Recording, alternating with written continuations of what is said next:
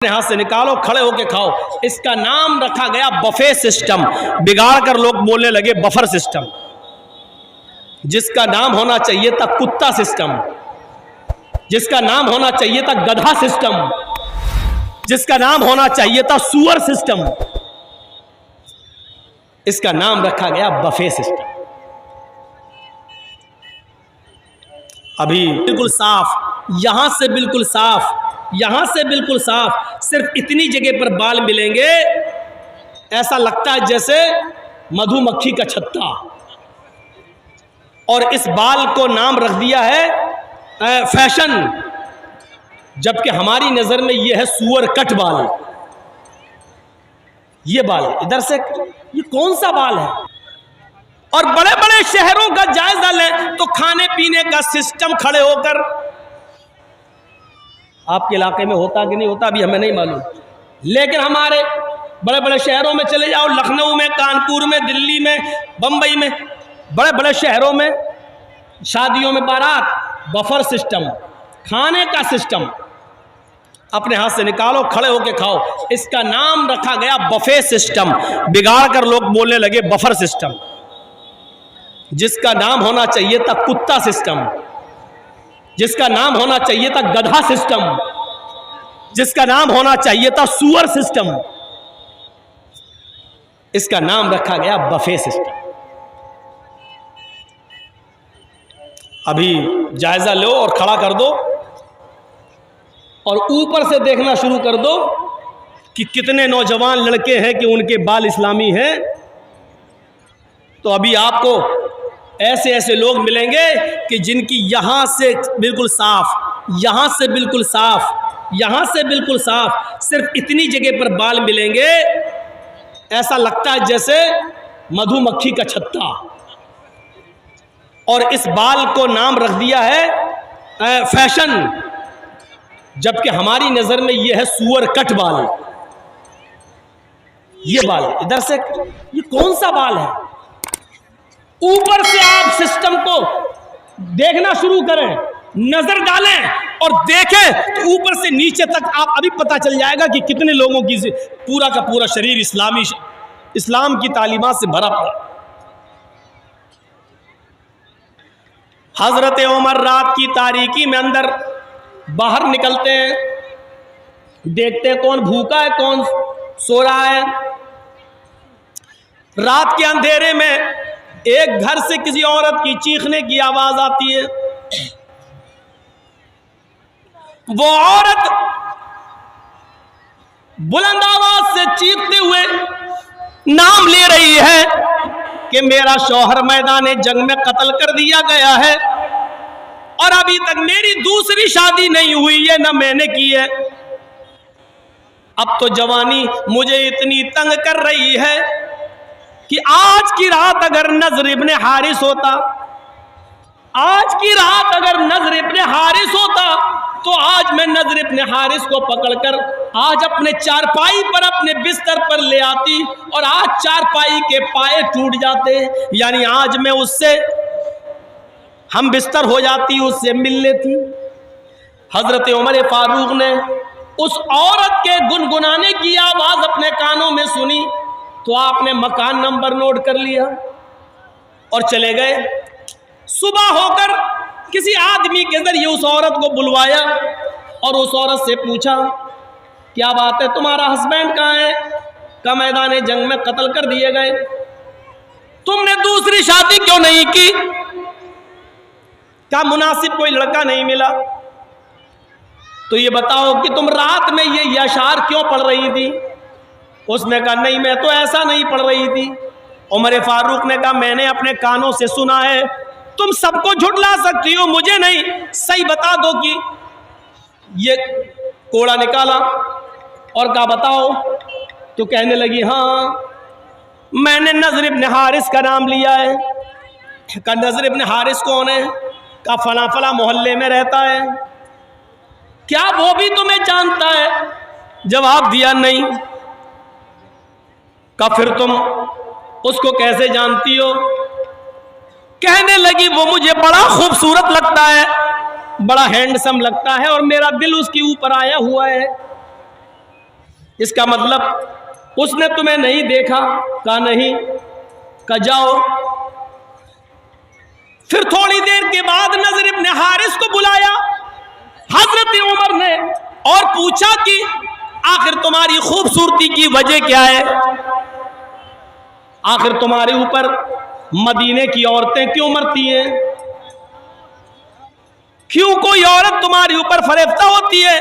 जब नजर इब्ने हारिस आए तो हजरत उमर फारूक ने देखा नजर इब्ने हारिस की खूबसूरती का राज क्या था?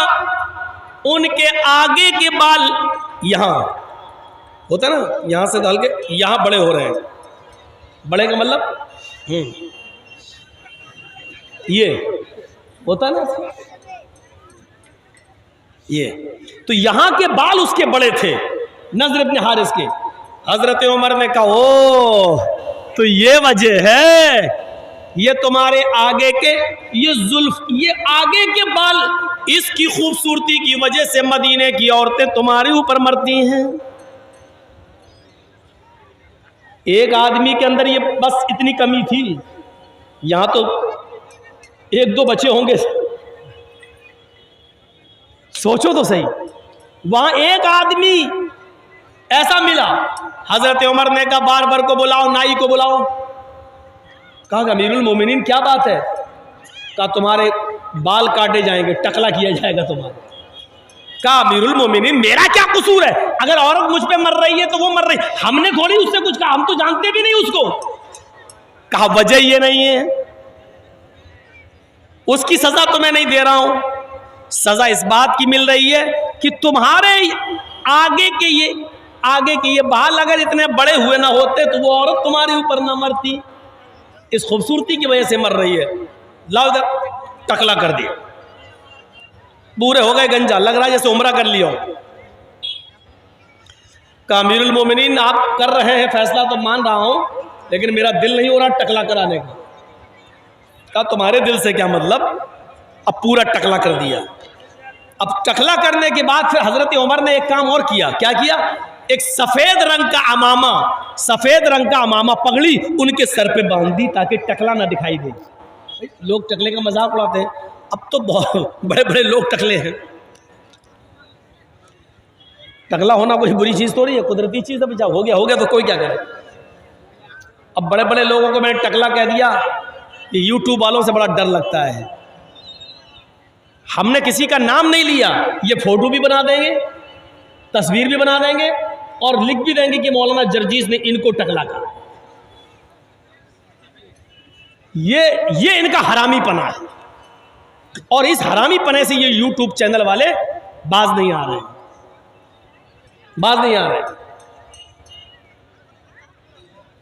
अब तो जलसा कमेटी वालों ही से कहना पड़ेगा कि आपके यहाँ यूट्यूब चैनल वाले आएंगे और ये आएंगे तो अब हम नहीं आएंगे, ये हमें अब कदम उठाना पड़ेगा क्योंकि ये अपनी हरकतों से बाज नहीं आ रहे। इन्होंने बंगाल की इतनी तकरीरें डाल दी, मेरी ममता का जो प्रचार मैंने किया था, इतनी तकरीर डाल दी कि यूपी में मेरे ऊपर प्रचार पे रोक लग गई। यहां तक के पूरे प्रचार में आपने देखा होगा कि यूपी में मेरी कोई तकरीर नहीं हुई। ये इनके हरामी पने से, इन यूट्यूब चैनलों की वजह से। गौर कीजिए, देख लिया, अब किसी का भी मैंने प्रचार नहीं किया यूपी में, सबसे अलग। क्यों? ऊपर से ऑर्डर था कि आप नहीं बोल, तकरीर नहीं कर सकते हो, जलसा नहीं कर सकते, ये हालत। लेकिन खुश हो जाओ, तुम्हारी पेट की जहन्नम भर गई है, तुम्हें 1000, 2000, 10,000 रुपया तुम्हारे अकाउंट में आ गया है, तुम खुश हो जाओ। लेकिन तुमने कितना बड़ा नुकसान कर दिया है यूपी वालों का, ये तुम्हें नहीं मालूम। तो मेरे भाइयों, जब उनको पगड़ी बांधती तो वो अब और ज्यादा खूबसूरत लगने लगे पहले से। उल्टा हो गया, हजरत उमर का दांव उल्टा हो गया। उन्होंने बाल इसलिए काटे थे कि इसकी खूबसूरती मिट जाए, लेकिन बाल काटने के बाद जब पगड़ी बांधी उसको तो वो और ज्यादा खूबसूरत लगने लगे। अभी तो मदीने की एक औरत उनके ऊपर मर रही थी, अब 10 मरने लगी। जहां जा रहे हैं इतना खूबसूरत, ये जा रहा हजरत उमर को पता चला कि उस आदमी के ऊपर तो और औरतें दीवानी हो गई, मदीने की लड़कियां दीवानी हो रही हैं। तो हजरत उमर ने उसको दोबारा बुलाया, कहा नजर इब्न हारिस, तुम्हारी खूबसूरती ने और इस अमामे ने मदीने की लड़कियों को, मदीने की औरतों को फितने में डाल दिया है। मदीने की औरतें कहीं फितने में मुब्तला ना हो जाएं, लिहाजा तुम्हें अब मदीने से निकाला जा रहा है और यहूदियों की या ईसाइयों की बस्ती में भेजा जाएगा। वहां जाकर दीन की तबलीग करो, वहां जाकर दीन की दावत दो। चूंकि तुम मुसलमान हो इसलिए ईसाई और यहूदी औरतें तुम्हारे ऊपर मरेंगी नहीं, और तुम्हारी दावत अगर काम आ गई तो वो इस्लाम भी लेते आएंगे वहाँ के लोग। अब तुम्हें मदीने में नहीं रखना पड़ेगा। एक आदमी की खूबसूरती जो औरतों को दीवाना बना रही थी, आदमी ही को निकाल दिया हजरत उमर फारूक ने। हम तो औरतों को जलसे से नहीं रोक पा रहे हैं, आदमियों को क्या रोकेंगे, मर्दों को क्या रोकेंगे। बेटा कहाँ जा रहे हो, शादी हो गई तुम्हारी? अब बताओ ये कहाँ जाएगा बेचारा, इसकी तो बीवी भी नहीं, जाएगा कहाँ। अजीब अजीब लोग उठते हैं जलसे से, बच्चे उठते हैं उनकी बीवी नहीं, 80-90 साल के बुढ़े उठते हैं बेचारे, चाचा वो चाची के लायक नहीं रहे।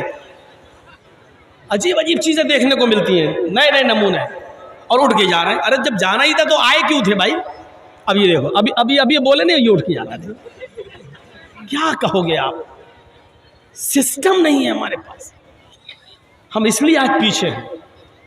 सिस्टम आज हम भूल गए। अल्लाह के रसूल ने सिस्टम पर जोर दिया था सबसे ज्यादा। सिस्टम मजबूत था, हमारे पास सिस्टम मजबूत नहीं। औरतों को मस्जिद में आने की इजाजत दी अल्लाह के रसूल ने, तो सिस्टम इतना मजबूत था कि औरतों का रास्ता अलग था, मर्दों का रास्ता अलग था। सिस्टम इतना मजबूत था कि कोई भी औरत खुशबू लगाकर, चूड़ियां पहनकर, पाजेब पहनकर मस्जिद में नहीं आ सकती थी। सिस्टम को मजबूत बनाइए मेरे भाई, सिस्टम को। हमारे यहां सिस्टम मजबूत नहीं है। हम अपनी मां बहनों पर जरा नजर डालें, क्या कर रही हैं, क्या उनके अंदर वो शर्म और हया बाकी रह गई है जो इस्लाम का एक हिस्सा थी। हमारा कुरान नबी की औरतों, नबी की बीवियों को भी हुक्म दे रहा है अल्लाह, या निसा अन्नबी लस्तुन्न कहदिम मिनन निसाई इन इत्तक़ैतुन्न। आए नबी की बीवियों, गौर करो, आए नबी की बीवियों, आए नबी की औरतों, आए नबी की बीवियों, लस्तुन्न कहदिम मिनन निसाई इन इत्तक़ैतुन्न। तुम आम औरतों की तरह नहीं हो, तुम मामूली औरत नहीं हो, तुम मामूली लेडी नहीं हो। आए नबी की बीवियों, अगर तुम अल्लाह से डरती हो तो तुम मामूली औरत नहीं हो। फला तग़ज़ाना बिल क़ौल फ़यत्मअल लज़ी फ़ी क़ल्बी मरज़। आए नबी की बीवियों, जब तुम्हारे घर में कोई सवाल करने वाला आए, तुम्हारे घर का दरवाजा खटखटाए, तुमसे गुफ्तगू करे, तुमसे बातचीत करे, फला तग़ज़ाना बिल क़ौल, तो तुम्हारे कौल में, तुम्हारी बातचीत के अंदर नरमी नहीं होनी चाहिए, तुम्हारे लहजे में नरमी नहीं होनी चाहिए, मिठास नहीं होनी चाहिए। ये कुरान औरतों को हुक्म दे रहा है। अरे औरतों, जब तुम किसी से गुफ्तगू करो, किसी से बात करो, तो तुम्हारे लहजे में, तुम्हारी गुफ्तगू में नरमी नहीं होनी चाहिए, मिठास नहीं होनी चाहिए। जैसे हम किसी से बात करें, किसी औरत से, अब वो देख रही मौलाना जर्जीस जी, हाँ, महीन आवाज से बात करें, शर्मा शर्मा के बात करें, ये नहीं होना चाहिए। जी, दरवाजा खटखटाया, अंदर आप नहीं है, भाई नहीं है, बाप नहीं है, किसी लेडी की आवाज आई, अंदर से आवाज आई, जी कौन, ये आवाज होनी चाहिए। जी कौन, जी मौलाना जर्जीस, अच्छा ठीक है, हाँ बताइए कैसे आए हो। वो आपके भाई से मिलना है, कहाँ है। देखिए भाई तो अभी घर पे है नहीं है, बाद में 2 घंटे के बाद, 4 घंटे के बाद आइएगा तो पता कर लीजिएगा, ठीक है। बस ये आवाज होनी चाहिए। बदतमीजी नहीं। लेकिन नहीं अभी घर पे कोई नहीं है, ना अब्बू है ना भाई है, कोई नहीं है, ठीक है बाद में आइएगा, 2 घंटे बाद पूछ लीजिएगा, ठीक है शाम को आइएगा, पता लगा लीजिएगा, ये होना चाहिए। लेकिन होता क्या है, दरवाजा खटखटाया, बैल बजाई, पहले दरवाजा खोला, जी वो आपके भाई कहाँ हैं? जी वो तो नहीं है। आप कहाँ से आए? देखिए बातचीत बढ़ रही है। आप कहाँ से आए? किशनगंज से। और इतनी दूर से? आइए पानी पी लीजिए। जब तुम्हारे घर में कोई नहीं है तो तुम किसी को पानी पिलाने के लिए भी अंदर नहीं बुला सकती। इसमें बदतमीजी नहीं मानी जाएगी। आपके घर में सब लेडीज ही है, कोई जेंट्स नहीं है, तो आप दरवाजा मत खोलिए।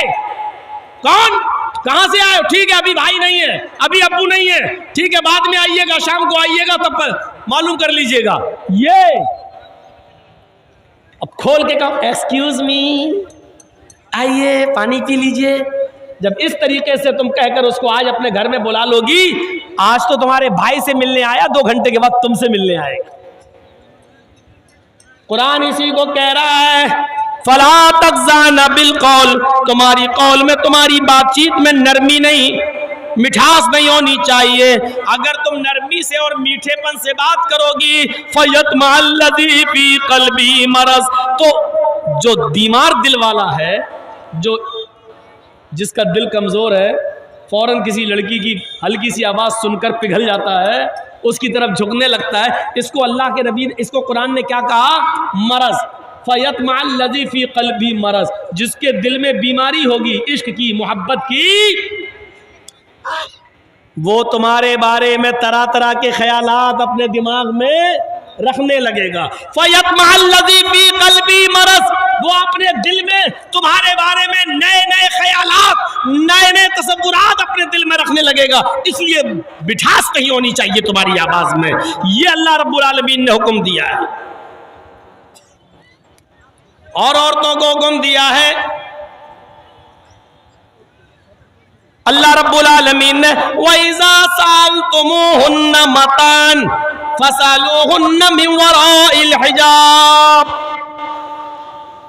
हाय मोहम्मद के मानने वालों, आए मुसलमानों, जब तुम किसी घर में जाओ और घर में कोई मर्द न हो और औरतें ही औरतें हो और तुम्हें वहां कोई चीज लेना हो, उस घर से कोई चीज हासिल करना हो, उस घर से कोई चीज तुम्हें लेना हो, वइज़ा सअल्तुमूहुन्ना मतान, अगर कोई सामान तुम्हें चाहिए, फसअलूहुन्ना मिन वराइल हिजाब, तो पर्दे के ओर से मांगो, दीवार के पीछे से मांगो, दरवाजे के अंदर से मांगो। यानी औरतें दरवाजा न खोलें, सामान लेके आए, उतना ही गेट खोलें और सामान दे दें। सामान देते हुए, प्लेट देते हुए, बर्तन देते हुए या कोई भी चीज देते हुए अपने हाथों में सॉक्स, अपने हाथों में ग्लव्स पहन लें, ताकि तुम्हारे हाथ की कलाइयां, तुम्हारे हाथ की हथेलियां भी गैर मर्द को नजर न आए। ऐसे पर्दे की ओर से उनसे सवाल करो, फसअलूहुन्ना मिन वराइल हिजाब, पर्दे की ओर से उनसे मांगो। और उनको भी चाहिए जो सामान देंगे वो पर्दे के पीछे से तुम्हें दें, यानी सामने ना आए। ये कुरान कह रहा, कुरान जलसों में भी सामने आ रही हो तो क्या हाल होगा, दुकानों पे घूम रही हो और हम जलसे करा रहे हैं। साहब सिस्टम हमारा मजबूत है, हमने रस्म बना ली है, अमली अक़दाम नहीं किया है। वहां अमली अक़दाम होता था। कैसे? एक नौजवान टखने से नीचे पैजामा पहने हुए था, उसका कपड़ा टखने से नीचे था यहाँ, और जा रहा था ऐसे। हज़रत उमर ने देखा है टखने से नीचे, तो हज़रत उमर ने उसको बुलाया, ए अंतहाइस। अब तर्जुमा सुनो। हज़रत उमर ने कहा, ए नौजवान अंतहाइस। उसने पीछे मुड़ के देखा हज़रत उमर से, मुझसे कह रहे हैं, कहा अंतहाइस। अंतहाइस का मतलब जानते हो? क्या तुझे पीरियड आ रहा है? क्या तुझे महीना आ रहा है? औरतों को महीना आता है ना, पीरियड।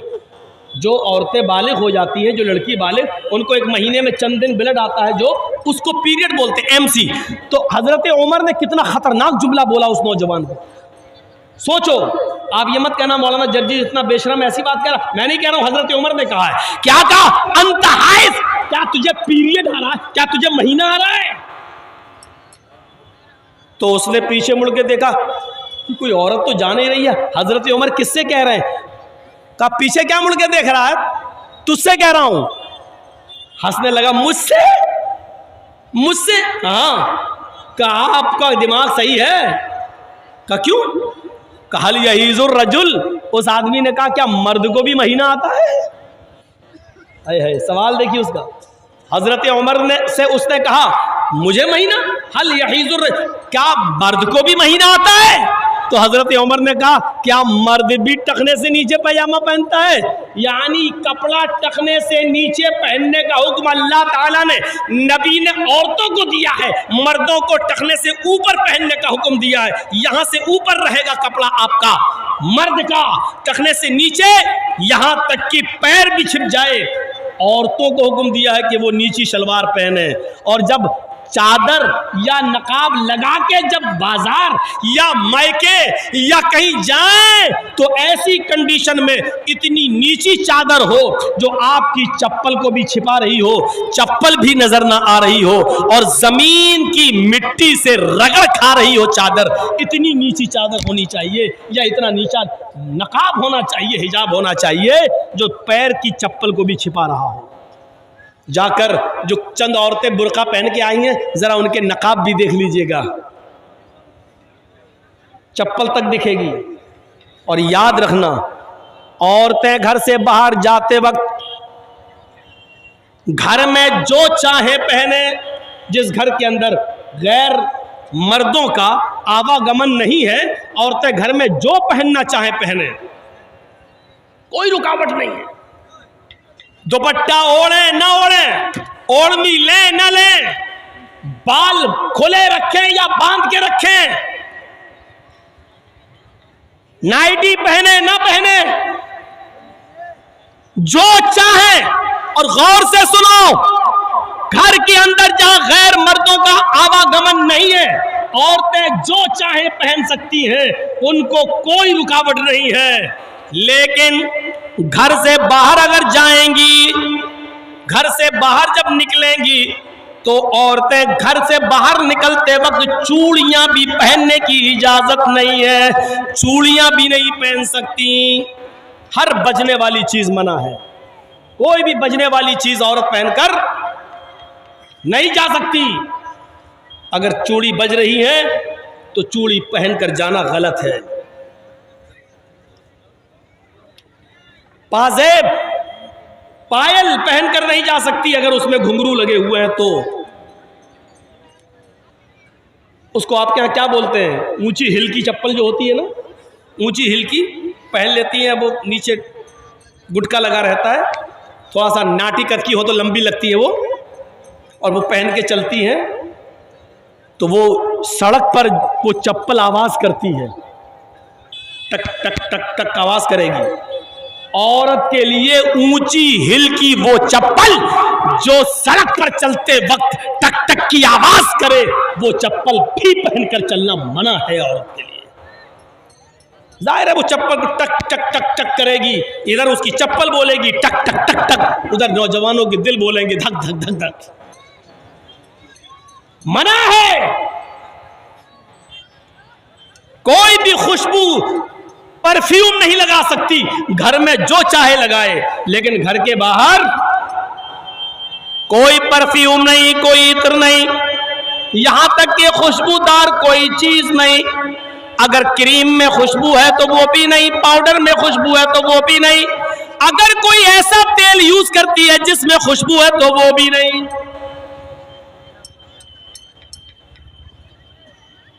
फरमाया कोई औरत, और सुन लो, कोई औरत खुशबू लगाकर, इत्र लगाकर, मेकअप करके घर से बाहर निकलती है, जब तक वो घर ना आ जाए जानियां लिखी जाती है।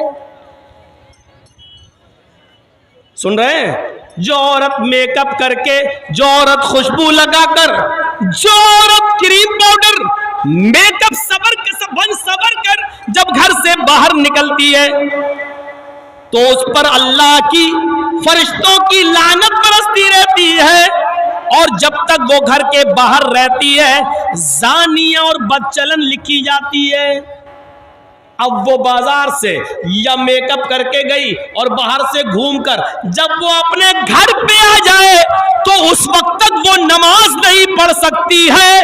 नोट करिए, उस वक्त तक वो नमाज नहीं पढ़ सकती है जब तक कि वो ऐसे गुस्ल न कर ले, ऐसे नहा न ले जैसे शौहर से बीवी मिलने के बाद, हम बिस्तर होने के बाद जब बीवी गुस्ल करती है और नहाकर पाक होती है, जब तक ये औरत उस तरीके पर गुस्ल न कर ले तब तक वो न नमाज पढ़ सकती है न रोजा रख सकती है।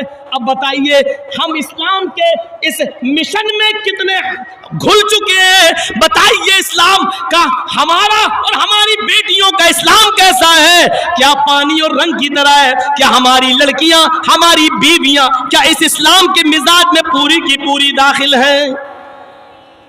कौन सी लड़की है जो लिपस्टिक लगा के नहीं आई है? जरा देखो तो।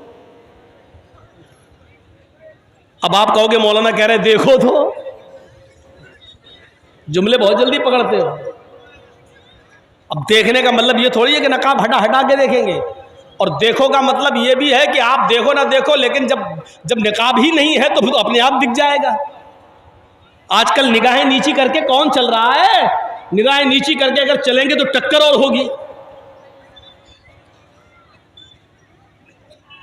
अच्छा, आप ईमानदारी के साथ बताइए, जलसा हो रहा है ना, औरतों की आवाज आ रही कि नहीं आ रही? देख रहे हैं? हम थोड़ी देर चुप हो जाए तो लेडीज की आवाज यहां आ रही है। सिस्टम सही नहीं है। इन औरतों का इंतजाम इतनी दूर करना चाहिए कि इनकी आवाज मर्दों तक नहीं आए। अपने मर्दों तक की तो सुन नहीं रही हैं, आज मौलवियों की सुनेंगी? निकाल दो ये जहन से। एक मौलाना साहब ने खुतबा किया तकरीर में जुमे में, तो जुमे का नमाज पढ़ के बेचारा आदमी अपने घर गया और अपनी बीवी को गोद में उठा के डांस करने लगा, गोद में उठा के। तो बीवी ने पूछा, वाह आज तो कमाल कर दिया, जुमा पढ़ के घर में आए और गोद में उठा लिया, आज बड़ा रोमांस कर रहे हो, बड़ा प्यार कर रहे हो। क्या मौलाना साहब ने मोहब्बत पे खुतबा दिया क्या? रोमांस पे खुतबा दिया क्या? तो आदमी ने कहा नहीं, मोहब्बत और रोमांस में खुतबा नहीं दिया। मौलाना साहब ने आज खुतबे में बताया है जो सबसे बड़ी मुसीबत को खुशी खुशी उठाएगा वो सीधे जन्नत में जाएगा। तो हम तो मुसीबत को उठा रहे हैं ताकि जन्नत में चले जाएं। आदमी ने ये जवाब दिया। औरतें चुप नहीं हो सकती हैं। जलसा जब भी कराइए तो औरतों का इंतजाम बहुत दूर करिए। ये नहीं सुनती है जलसा। एक आम के पेड़ के नीचे दो औरतें बहुत देर से बातें कर रही थी। एक आम टूटा और गिरा उनके पास, तो चौंक गई है, ये आम कैसे टूट के गिर गया? एक औरत ने दूसरी से पूछा, ये आम गिरा कैसे? दूसरी कुछ बताने ही वाली थी कि आम खुद बोल दिया। आम बोला, तुम दोनों की बातें सुन सुन के हम पक गए इसलिए गिर गए। इतनी देर से तुम लोग बोल रही हो, पक पक धक धक कर गए कि हम खुद पक गए इसलिए गिर गए। दो औरतें चुप नहीं रह सकती हैं, और आपको मालूम है कि जलसे में 1000 2000 औरतें आएंगी, 5000 औरतें आएंगी, तो आप इतना पास। आज तो उनको मौका मिला अपनी सैंडल दिखाने का, आज तो मौका मिला अपनी साड़ी दिखाने का, आज तो मौका मिला उनको अपना सूट दिखाने का। इतना अच्छा मौका मौलाना जर्जीज की तकरीर में वो गंवाएंगी, इतना अच्छा मौका। आज तो बता रही होंगी अपने फला दुकान से लिया है, उस दुकान का एड्रेस दे रही होंगी, तुम भी वहां से ले आना, बहुत सस्ता सामान मिलता है। आज तो उनकी ईद का दिन है। और इस जलसे में एक फायदा यह भी है कि कितने ही लड़कों ने लड़कियां पसंद कर ली होंगी कि हमें इसके घर रिश्ता भेजना है, और कितनी लड़कियों ने लड़का भी पसंद कर लिया होगा कि पसंद है, इसका आएगा तो हम। एक फायदा यह भी है, अब वो नुकसान के जरिए फायदा हुआ हो या जैसे भी हुआ हो, मेरे भाइयों ये नौटंकियां हो रही हैं इस्लाम के नाम पर। वरना अल्लाह के नबी के जमाने में अगर ईद का खुतबा अल्लाह के नबी मर्दों को देते थे तो औरतों के मजमे में पर्दे की ओर से आप उनको भी खुतबा देते थे, और पर्दे के पीछे से खुतबा देते हुए कहते थे, या माशरन निसाई तसद्दक़ना फ़इन्नी उरीदुकुन्ना अक्सरा अहलिन नार, ऐ औरतों ज्यादा से ज्यादा सदका और खैरात करो, इसलिए कि हमने तुम्हें जहन्नम में सबसे ज्यादा जलते हुए देखा है। औरतें जहन्नम में सबसे ज्यादा जलते हुए देखी गई हैं। पूछा साहबियात ने, अल्लाह के नबी आगे की तकरीर हम नहीं सुनेंगे आपकी, बस करिए, हमें सिर्फ इतना बता दीजिए कि औरतें सबसे ज्यादा जहन्नम में क्यों गई, क्यों जाएंगी, ताकि हम वो अमल अगर हमारी जिंदगी में हो तो हम छोड़ दें। फरमाया तकसुरनल लान व तुकसिरनल लान व तकफुरनल आशीर, तुम लानो तान ज्यादा करती हो, तुकसिरनल लान, तुम लानो तान ज्यादा करती हो, एक दूसरे की बुराइयां करती हो, एक दूसरे पर लानत भेजती हो, और अपने शौहर अपने हस्बैंड की नाफरमानी करती हो। याद रखना मेरे भाइयों, अल्लाह के नबी सल्लल्लाहु अलैहि वसल्लम ने फरमाया, अय्युम इम्रातिन मातत व ज़ौजुहा अनहा राज़िन, जो औरत मर गई, जिस औरत का इंतकाल हुआ और इंतकाल के वक्त उसका पति उससे खुश था, उससे राजी था, तो वो औरत जन्नत के अंदर दाखिल होगी। मेरी माँ बहनें पहली बात तो सुन नहीं रही हैं, और जो सुन रही है वो सुन ले, अल्लाह के नबी ने जन्नती औरत की पहचान बताई, अय्युम इम्रातिन मातत, जो औरत मर जाए, इंतकाल कर जाए, लेकिन इंतकाल करते वक्त उसका पति, उसका हस्बैंड उससे राजी था, उससे खुश था, फदखलतिल जन्नह, तो ये औरत जन्नत के अंदर जाएगी। लेकिन इसके उल्टे भी फरमाया कि जो औरत मर गई इस हाल में कि उसका पति उससे राजी नहीं था, उससे खुश नहीं था, तो वो कितनी बड़ी नमाजी हो, चाहे तहज्जुद की नमाजी क्यों ना पढ़ती हो, वो जन्नत के अंदर दाखिल नहीं हो सकती। चाहे कितनी रोजेदार हो, वो जन्नत के अंदर नहीं जा सकती है। मेरे प्यारे साथियों, हमें अपनी बेटियों को ये तालीम देना चाहिए ताकि वो जब घर से जाएं, ससुराल में जाएं, तो वो अपने पति को इज्जत की नजर से देखें और उनको खुश रखने की कोशिश करें। मेरे भाइयों, हमने ये तालीम नहीं दी है, अपनी बेटियों के हाथ में मोबाइल दे दिया है, हमारी बेटियां मोबाइलों में ड्रामे देख रही हैं, और जैसे बताया जा रहा है उस तरीके से आज वो अपने पतियों के साथ अपनी जिंदगी गुजार रही हैं। हमने मजाक समझ रखा है इस्लाम को। सुनिए और गौर से सुनिए, हम अपनी बीवी के साथ खाना खा रहे हैं, सुन लो, आज मसलों पे आ गए हैं और मेरा दिमाग अब इधर फिर गया है, तो अब सुनिए आप। हम अपनी बीवी के साथ, एक मिसाल है, आप भी सुनिए, हम अपनी बीवी के साथ खाना खा रहे हैं और खाना खाते ही के दौरान हमारी बीवी की बहन, साली, बीवी की बहन घर में आ जाती है और मेरी बीवी अपनी बहन को कह रही है, आओ आओ तुम भी खाना खा लो, आओ आओ कोई बात नहीं आओ, और साली भी बैठ गई। सुनो,